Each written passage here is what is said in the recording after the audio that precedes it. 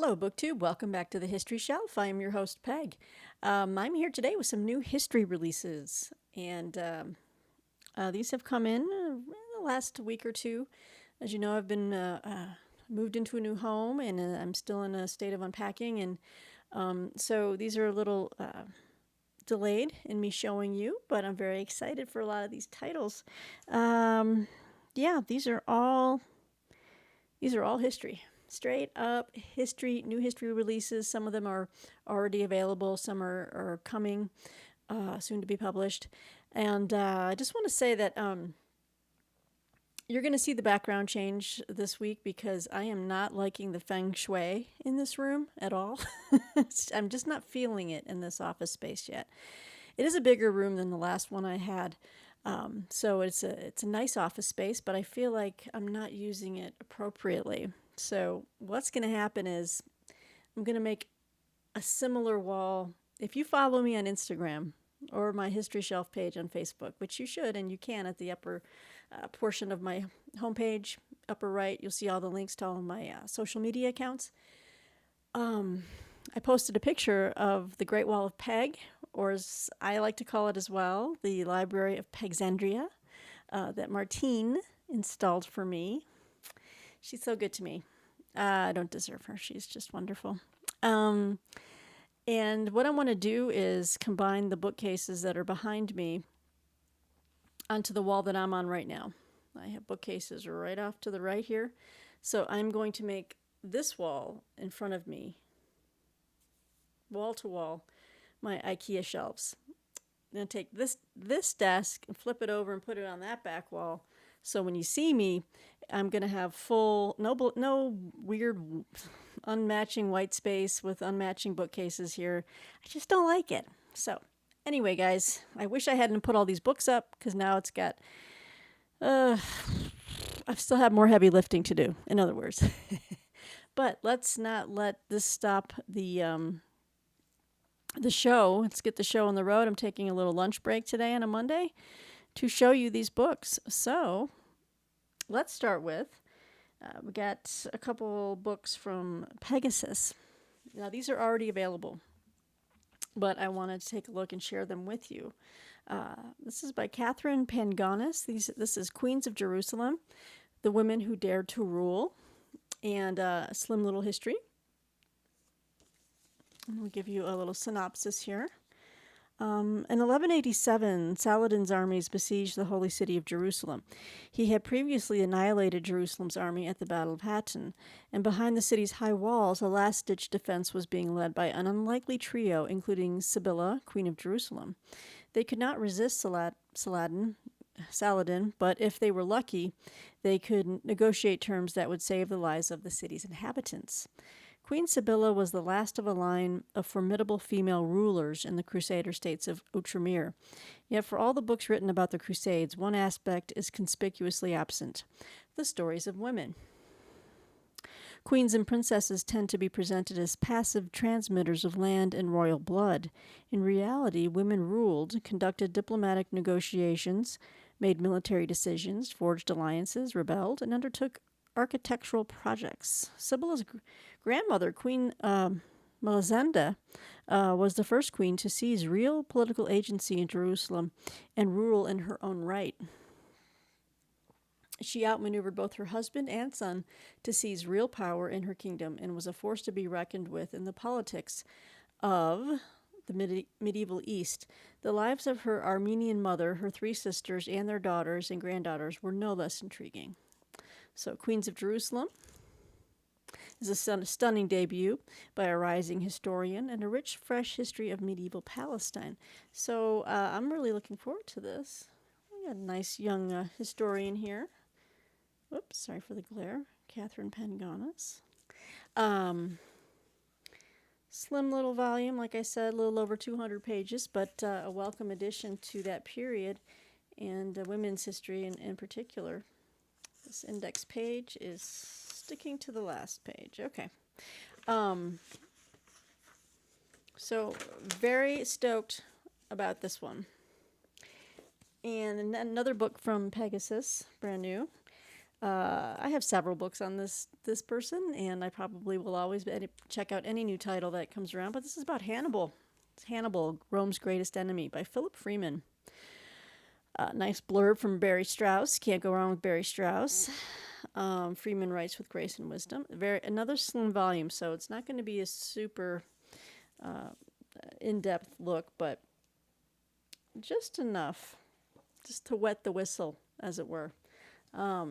So, over 2,000 years ago, one of the greatest military leaders in history almost destroyed Rome. And I feel like I am. Not that you need to see my stuff on the floor. There you go. Okay. Hannibal, a daring African general from the city of Carthage, led an army of warriors and battle elephants over the snowy Alps to invade the very heart of Rome's growing empire. But what kind of person would dare to face the most relentless imperial power of the ancient world? How could Hannibal, consistently outnumbered and always deep in enemy territory, win battle after battle until he held the very fate of Rome within his grasp? Hannibal appeals to many as the ultimate underdog, or Carthaginian David against the Goliath of Rome. But it wasn't just his genius on the battlefield that set him apart. As a boy and then a man, his self-discipline and determination were legendary. As a military leader, like Alexander the Great before him and Julius Caesar after, he understood the hearts of men and had an uncanny ability to read the unseen weaknesses of his enemy. As a commander in war, Hannibal has few equals in history and has long been held as a model of strategic and tactical genius. But Hannibal was much more than just a great general. He was a practiced statesman, a skilled diplomat, and a man deeply devoted to his family and country. Roman historians, on whom we rely for almost all of our information on Hannibal, portray him as a cruel barbarian. But how does the story change if we look at Hannibal from the Carthaginian point of view? Can we search beneath the accounts of Roman writers who were eager to portray Hannibal as a monster and find a more human figure? Can we use the life of Hannibal to look at the Romans themselves in an unfamiliar way, not as the noble and benign defenders of civilization, but as ruthless conquerors motivated by greed and conquest? There's our author. So I really like the questions he poses at the end, and he kind of flips it.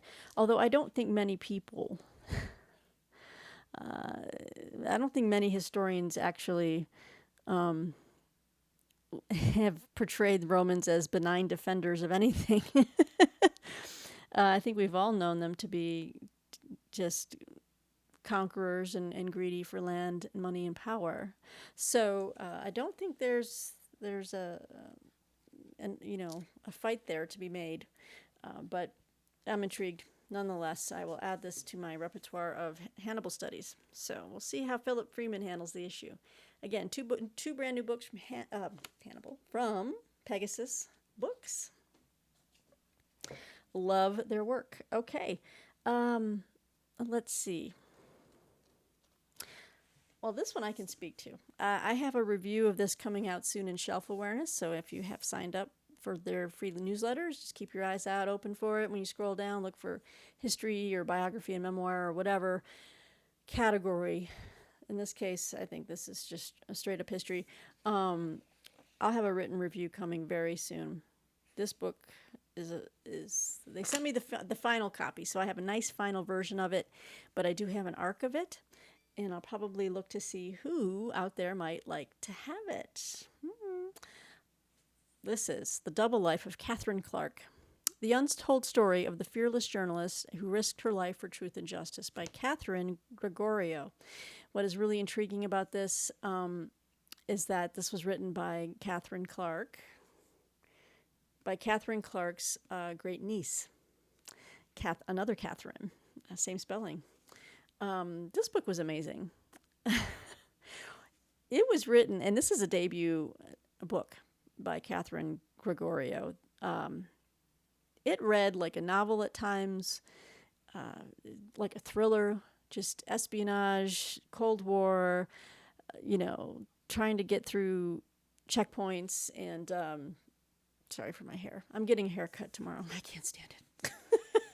It's just too long. Anyway, let me read this to you, and then I will kind of, mention a little bit more, but I really want to point you to my written review coming very soon. In 1955, Catherine Clark, the first American woman wire reporter behind the Iron Curtain, saw something none of her male colleagues did. What followed became one of the most unusual adventure stories of the Cold War. While on assignment in Belgrade, Yugoslavia, ow, I just bit my lip. That's why that happened. Clark befriended a man who, by many definitions, was her enemy.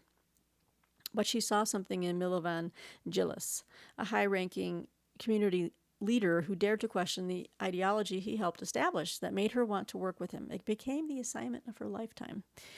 Against the backdrop of protests in Poland and a revolution in Hungary, she risked her life to ensure Djilas's work made it past the watchful eye of the Yugoslavian secret police to the west. She single-handedly was responsible for smuggling his scathing anti-communism manifesto, The New Class, out of Yugoslavia and into the hands of American publishers. The New Class would go on to sell 3 million copies worldwide, to become a New York Times bestseller, be translated into over 60 languages, and be used by the CIA in its covert book program. Meticulously researched and written by Clark's great-niece, Catherine Gregorio, The Double Life of Catherine Clark illuminates a largely untold chapter of the 20th century. It shows how a strong-willed, fiercely independent woman with an ardent commitment to truth, justice, and freedom put her life on the line to share ideas with the world, ultimately transforming both herself and history in the process. And indeed, this was just fantastic. And this is put up by Source Books. And I'm so happy to have the final copy of this. I wish there had been pictures.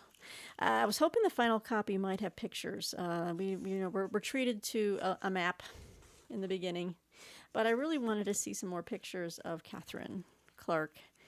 And that's really all I have right here.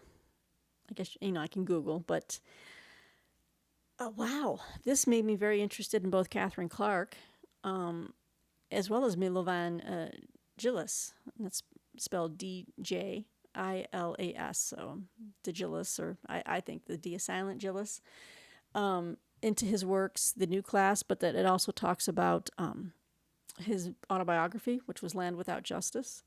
So I actually have those two books in my cart. At some point, I will pick them up because I would like to read it. But she worked very closely with him and stayed friends with him and his wife after he was imprisoned for many years. And she always tried to find a way to help his wife and, send words of encouragement. But she was pretty much given the authority to try to deal with the American publishers who just wanted to make a profit. What else is new?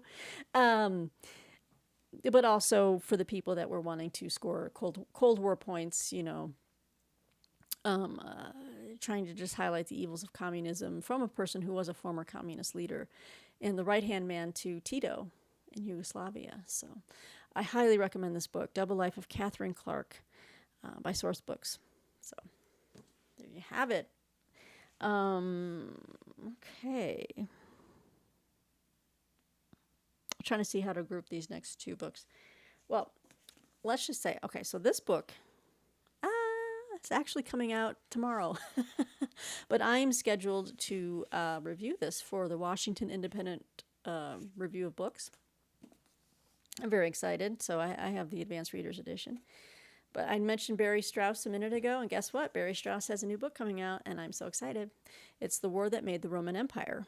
Antony, Cleopatra, and Octavian at Actium.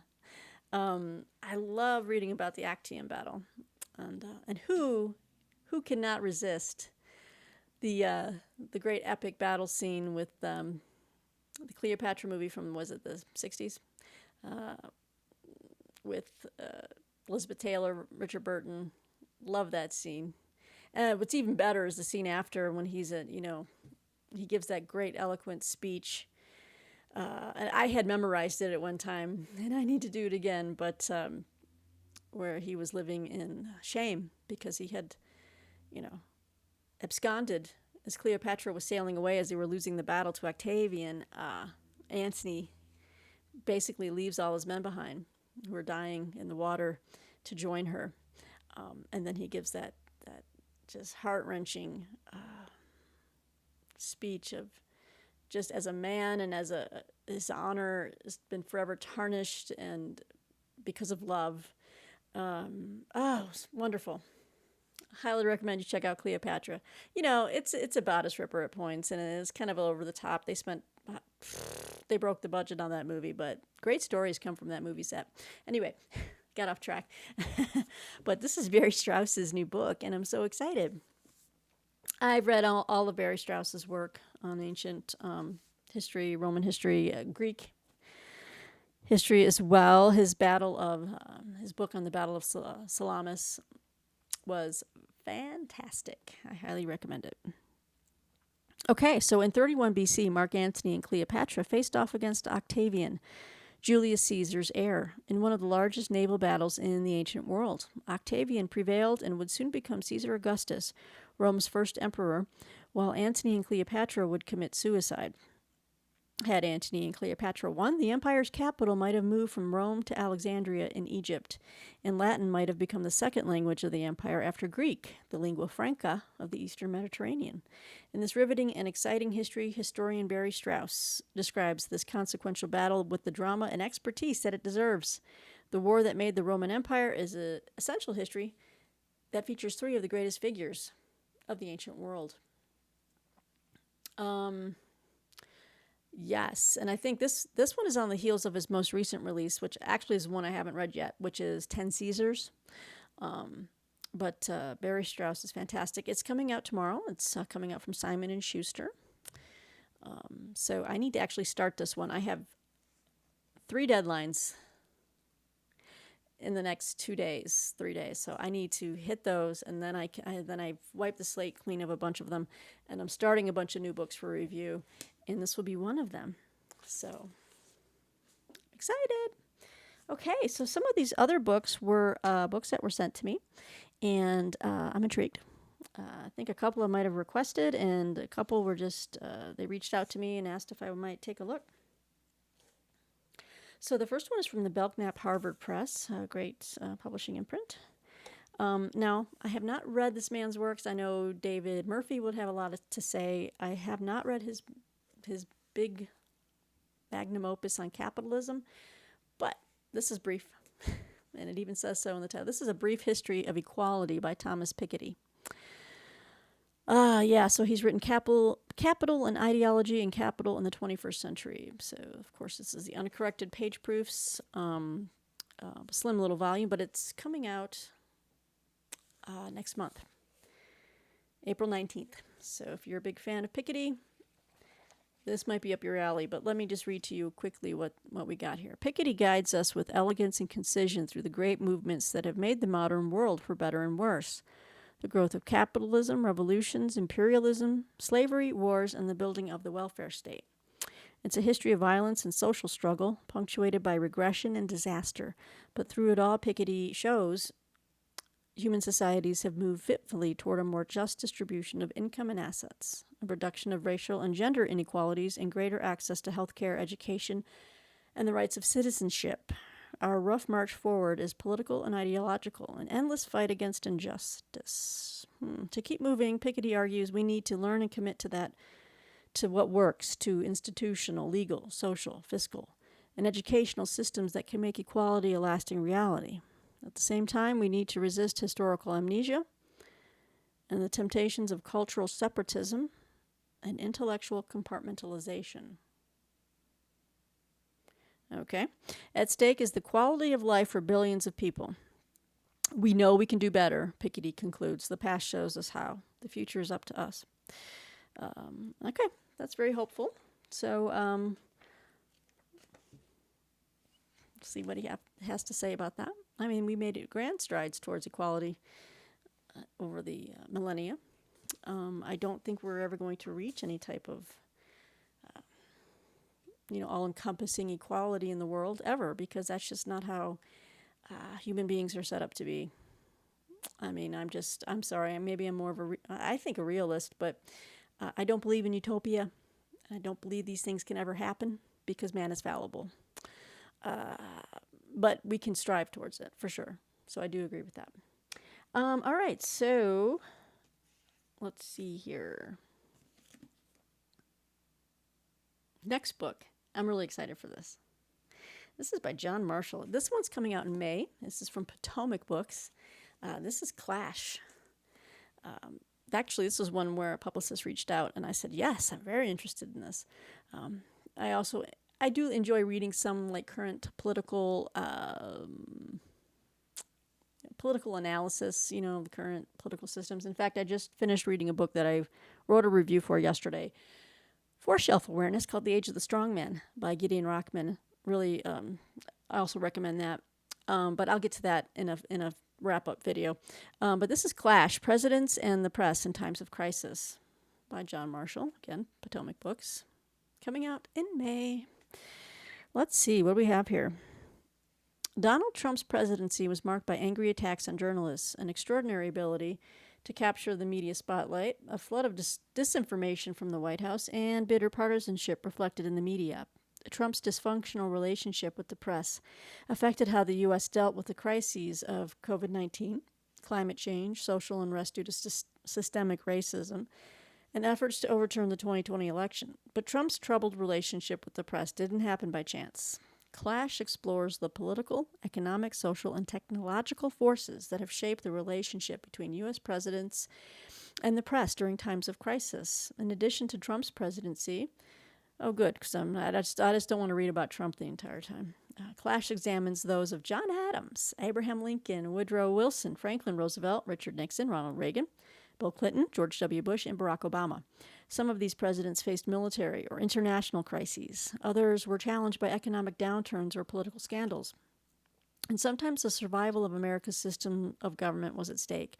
By examining what happened between presidents and the press during these pivotal times, Clash helps us understand how we arrived at our current troubled state of affairs. It concludes with recommendations for strengthening the role the press plays in keeping presidents accountable. So, doesn't that sound interesting? I like how it takes it. Every chapter is on a different president, so good. I just cannot read about Trump for that long. I just cannot. So, Clash, Presidents and the Press in Times of Crisis by Potomac Books, coming to a bookstore near you in May. All right. Okay, this looks good. This is from the... is this Chicago Press or the Northern Illinois University Press? Let me get this one. I was also, yes, well, this is the University of Chicago Press, another great press, and I've received several new upcoming books from them over the years on this channel. And this is an advanced reader copy. This comes out next month. No date is given. It's a slim little read. But it is The Nation That Never Was, Reconstructing America's Story by Kermit Roosevelt III. And that is Theodore Roosevelt's, right? Wait, no. Franklin. Wait, Theodore Roosevelt had a child named Kermit, right? I think that might be the Roosevelt line that he comes from.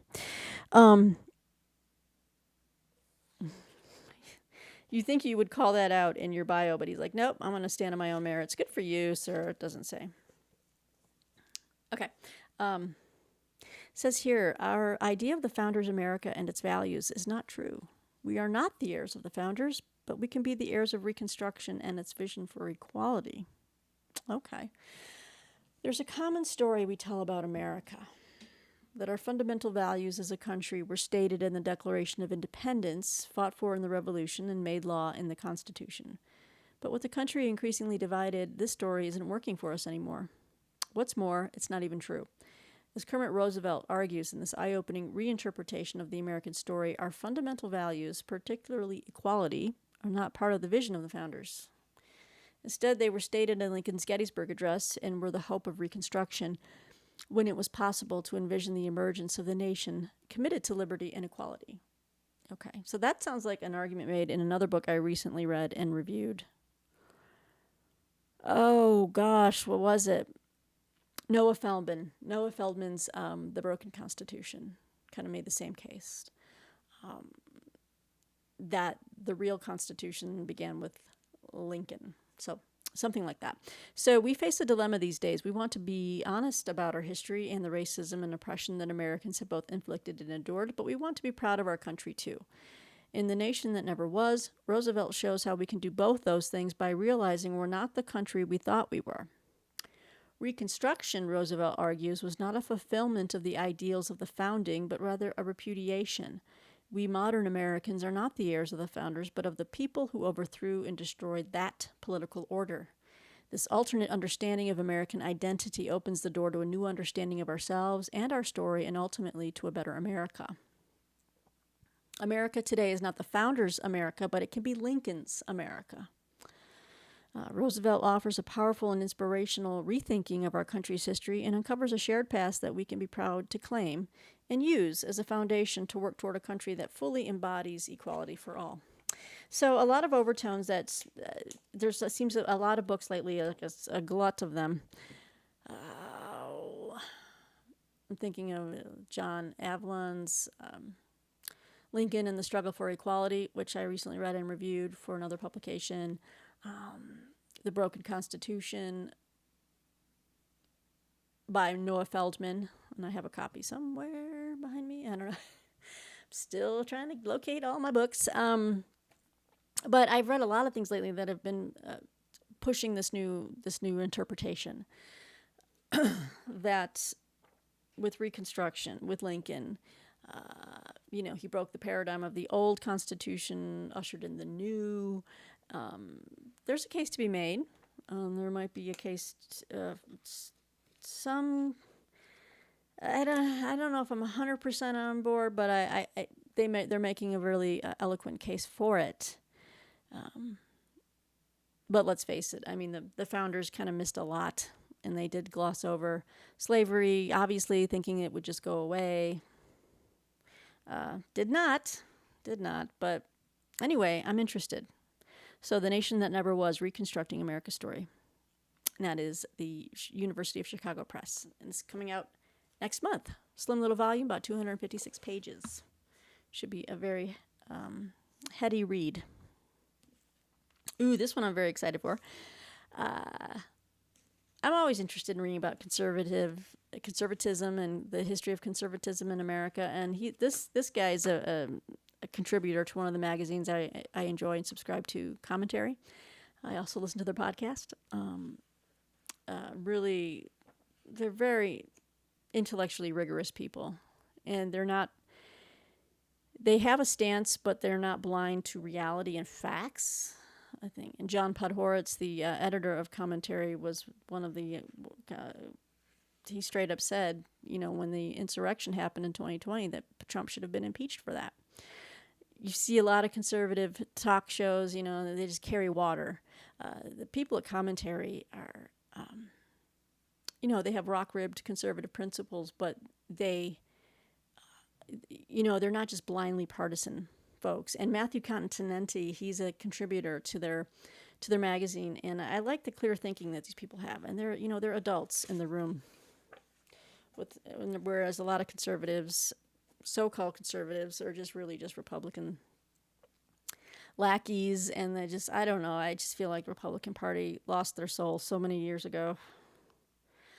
And whatever, I mean, I'm an independent because I just cannot abide by people who will not accept facts if they are different than what their worldview suggests it should be.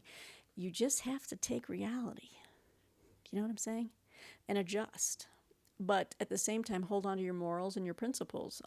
So it's not about being on a side. It's about holding true to what is important to you. And to me, truth is the most important thing. And I have said that many times on this channel, and I will continue to say it until my last broadcast. But truth is the only thing that matters. Anyway, this is from Basic Books, and this is coming out, not until winter? Winter 2022? Why does it say winter on the side? Oh, goodness, people. Okay, well, they bumped it up. It's actually coming out April 19th. Thank goodness. So this is The 100-Year War for American Conservatism by Matthew Consanity. Nice, big, meaty book to sink my teeth into. And I enjoy his writing, so this is going to be very good. I think I have a pub sheet here. I'll just read a brief snippet of this. All right.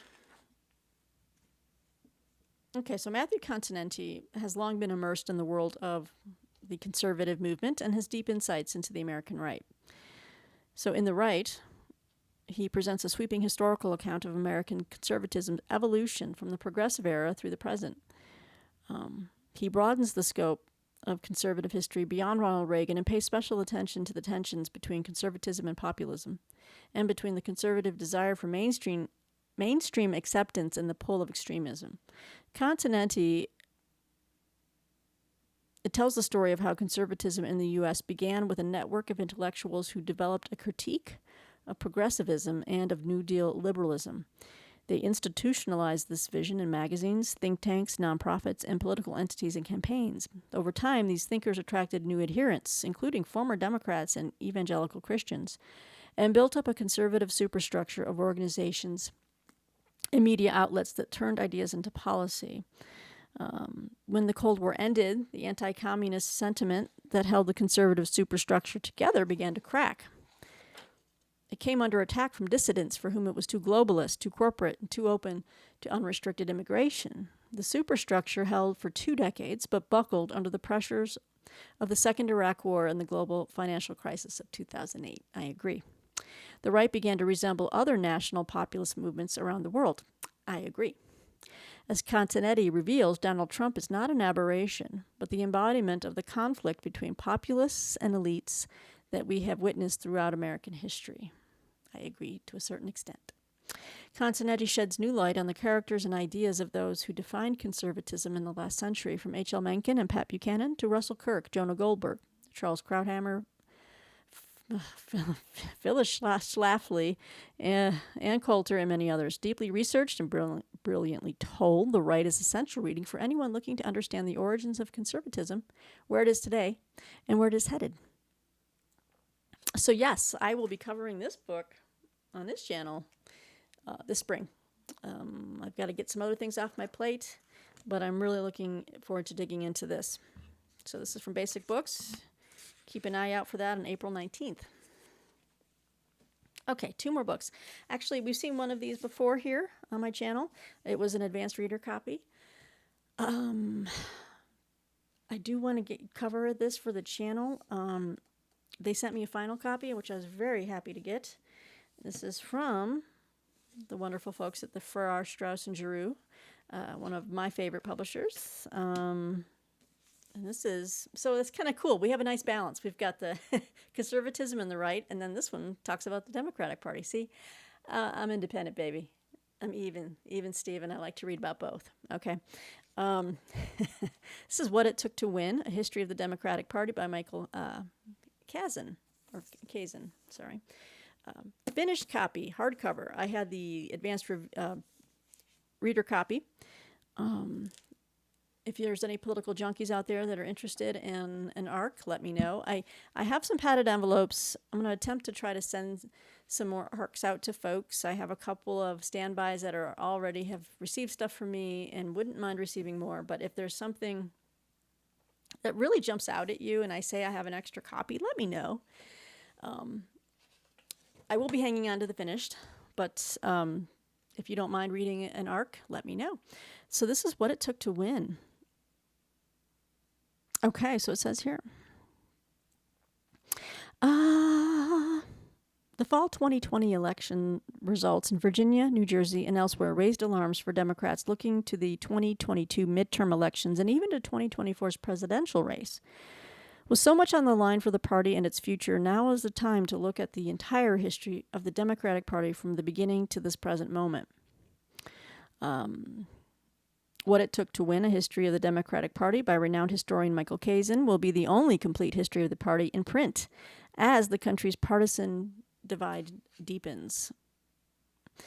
What It Took to Win tells the story of how the oldest mass party in the world, trying to get this, contended for power and what its leaders did with it when they won.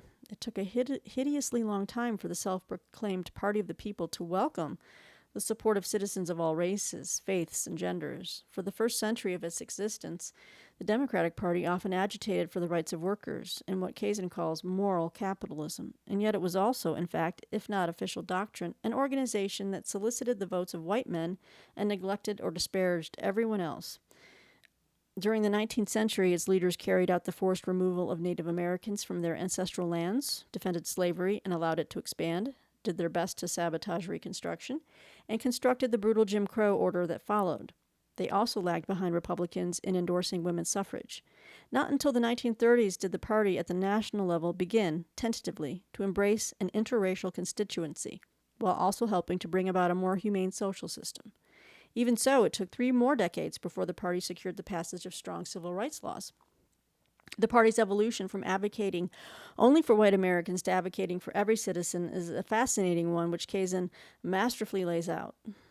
Throughout their history, Democrats have won national elections and have been competitive in most states when they articulate a broadly egalitarian economic vision and advocate for laws intended to fulfill it. That foundational principle, Kazin argues, is more relevant than ever in a time of renewed conflict over labor, inequality, and the reach of government. It is what the party must reinforce if it wants to survive, win elections, and truly legislate its vision. Interesting. So the claim that they're making here about this book is that there are several books about various aspects of the party's history, but Kazin's book is the only comprehensive history of the party itself. And the book is, how many pages are we looking at here? A little over 300 pages, duly footnoted, but nice bibliography. Kind of covers the main lights, back in the 19th century of the Democratic Party. Just its evolution over time. I am interested in reading this, before or after the right. I do believe in, you need to cast a wide net and read these things about just the opposing sides and just to get a broader sense of history and just know that, no party is actually the answer to anything. Ideas are, but aligning with a party doesn't really mean much or amount to a big hill of beans in the grand scheme. So, oh boy. I requested this book because when I saw it, I was like, this is perfect for the history shelf, knowing that Peg is a big student of Russian history, Soviet history, and such. Look at, I don't know, I got Stalin right behind me over here on the shelf. It's going to move, though, because, like I said, rearranging the room. This is from Yale University Press. The book is out right now. And it's an aspect of this guy that I've always found fascinating in different biographies that I've read of him, that he was a big reader. And who am I talking about? I'm talking about this guy. This monster right here. Stalin's Library, A Dictator and His Books by Jeffrey Roberts. Again, Yale University release here, University Press release. This book is going to go all into it. I've got it from snippets from other biographies of the man, of his times, of his regime, that he was very well read, enjoyed literature, and he had definite opinions about literature. So I'm always intrigued by anyone's library, even a dictator's library. So let's take a look. A remarkably original biography of Stalin, told through the books he read. In this engaging life of the 20th century's most self-consciously learned dictator, Jeffrey Roberts explores the books Stalin read, how he understood them, and what they taught him. Stalin firmly believed in the transformative potential of words, and his voracious appetite for reading guided him throughout his rise to power. A biography as well as an intellectual portrait, this book explores all aspects of Stalin's tumultuous life and politics. Stalin, an avid reader from an early age, amassed a surprisingly diverse personal collection of thousands of books, many of which he marked and annotated, revealing his intimate thoughts, feelings, and beliefs. Based on his wide-ranging research in Russian archives, Roberts tells the story of the creation, fragmentation, and resurrection of Stalin's personal library. As a true believer in communist ideology, Stalin was a fanatical idealist who hated his enemies, the bourgeoisie, kulaks, capitalists, imperialists, reactionaries, counter-revolutionaries, and traitors. But as Stalin's library shows, he detested their ideas even more. Isn't that fascinating? Oh, Jeffrey Roberts. He sounded familiar. He wrote the biography of Zhukov, Stalin's general. And the acclaimed Stalin's Wars from World War to Cold War. So fascinating. I'm showing you some of his annotating. Isn't this great? I love reading this kind of stuff. I love learning about how people treated their books and how they would annotate their own ideas. Great. I'm so excited to dive into this. So thank you to Yale University Press. This book is available now. And it's even kind of like, this is a dust jacket, but it looks like it's just like a naked library book. It's a really nice design. Woo, focus. Okay, so guys, that is my stack. It's too heavy to hold up for a pyramid, and I didn't sleep well last night, so I'm a little tired. But yeah, I've got a little bit left on my lunch break. I'm gonna go grab a snack and head back to work. Hope you guys have a great Monday. I'll be coming to you with more books. Some of the books I've ordered from my history book club. I've got some more military history from Osprey and Bloomsbury Publishing, as well as Casemate. And and then I have a massive Hamilton book haul. That's the one I ordered before we moved. Oh, it's obscene, but we have more bookcases. Go to my Instagram and you'll see that big wall of Peg, the Great Wall of Peg. Anyway. Okay, guys. Let me know what you think of these books below. I hope everyone's doing well. Take care and be safe out there. Talk soon, BookTube. Bye.